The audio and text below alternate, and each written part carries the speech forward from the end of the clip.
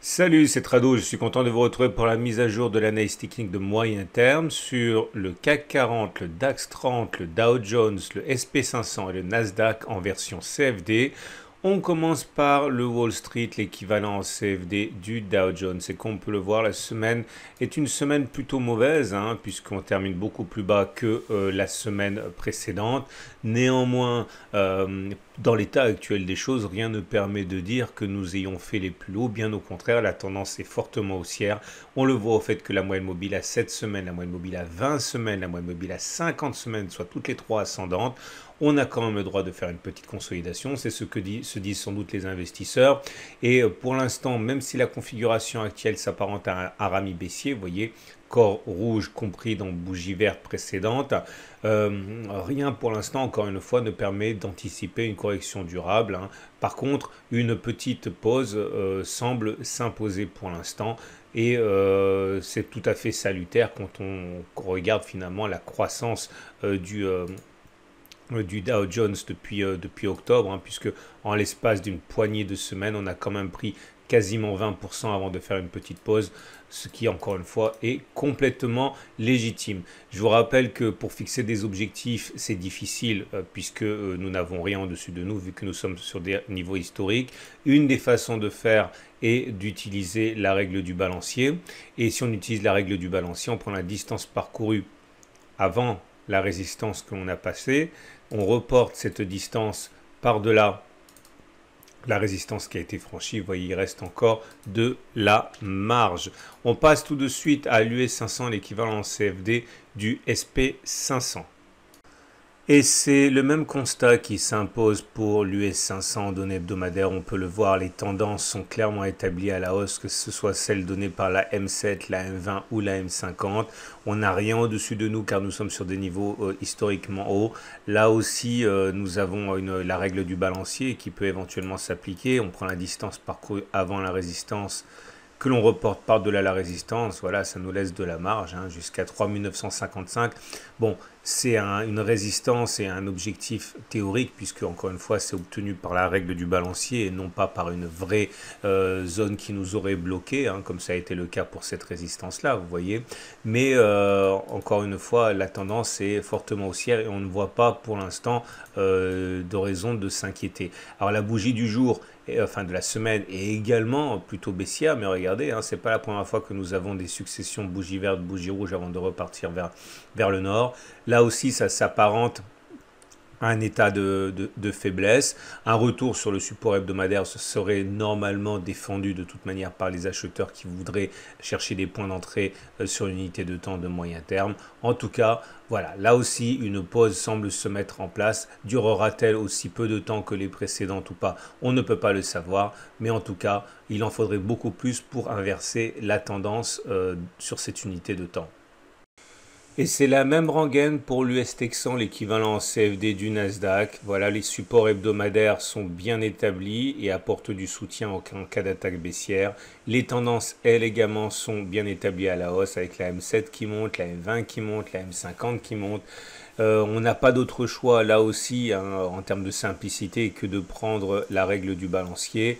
On le sait. Alors, plusieurs solutions. Soit on prend le dernier creux par rapport à la résistance que l'on reporte. Ça donne un objectif qui n'a toujours pas été rallié, c'est-à-dire les 14 150. On pourra même avoir un objectif plus ambitieux après si on atteint le premier objectif en prenant la hauteur du premier creux qui a été plus prononcé.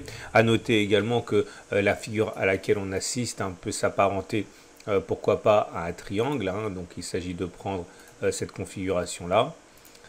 Et comme vous pouvez le voir, si on prend la figure en triangle, qu'on reporte au-dessus du point de cassure la distance correspondant à la hauteur du triangle, ça donne un objectif qui est ainsi. On prend cette hauteur que l'on reporte par-delà le point de cassure, comme ça.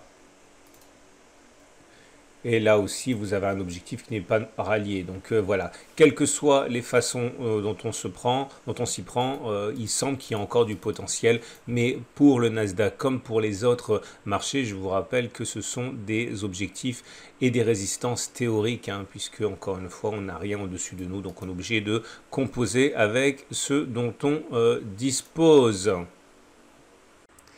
Malheureusement, de ce côté de l'Atlantique, ce n'est pas aussi flamboyant, bien au contraire pour l'Allemagne 30, c'est même très décevant.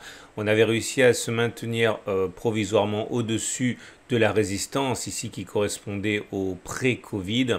La semaine dernière, on avait clôturé au-dessus, on pouvait espérer que la zone de résistance ait changé de polarité en devenant support. C'est ce qui figurait ici. Malheureusement, dès la semaine suivante, donc cette semaine-ci, c'est invalidé. On repasse en dessous. Ça a quand même des allures de fausse cassure.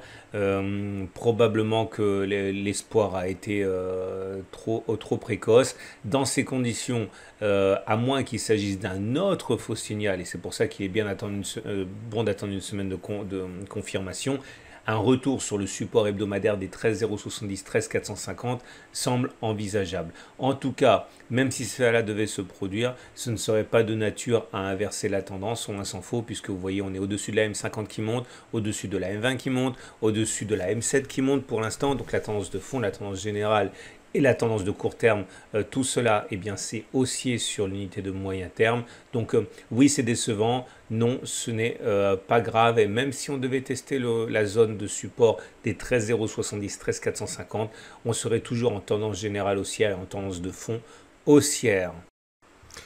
Et on termine avec le France 40 qui, certes, n'est pas en bonne position, mais ce n'est pas ni surprenant ni décevant véritablement parce que nous savions que nous étions au contact d'une résistance hebdomadaire importante, les 7705, 5860. On l'avait signalé, c'était une zone de support qui a été cassée, qui a changé de polarité et il est normal que l'on rencontre des difficultés sur cette zone. C'est ce qui est en train de se produire. On est mal placé pour la semaine prochaine. On peut tout à fait envisager que ça consolide encore un peu. Mais là aussi, il n'y aurait pas de quoi dramatiser en ce sens que la tendance générale donnée par la M20 qui monte est toujours haussière. La tendance de fond, elle est neutre, puisqu'on est au-dessus de la M50, mais celle-ci descend. Et la tendance de court terme est également neutre maintenant, puisqu'on est légèrement en dessous de cette M7 et qu'elle est à présent plate. Donc pour faire simple, c'est sans doute le plus mal orienté des 5 marchés que l'on vient d'analyser, mais cela reste quand même globalement haussier. Une consolidation qui s'approfondirait la semaine prochaine ne remettrait pas en cause la tendance pour l'instant qui demeure haussière. Voilà ce qu'on pouvait dire pour ces 5 indices. Je vous souhaite une excellente journée. J'invite à regarder à la fin de cette vidéo la préparation de la semaine de trading pour les indices et également pour les crypto-monnaies et l'euro-dollar. Ce sera mis en ligne dès lundi à l'aube.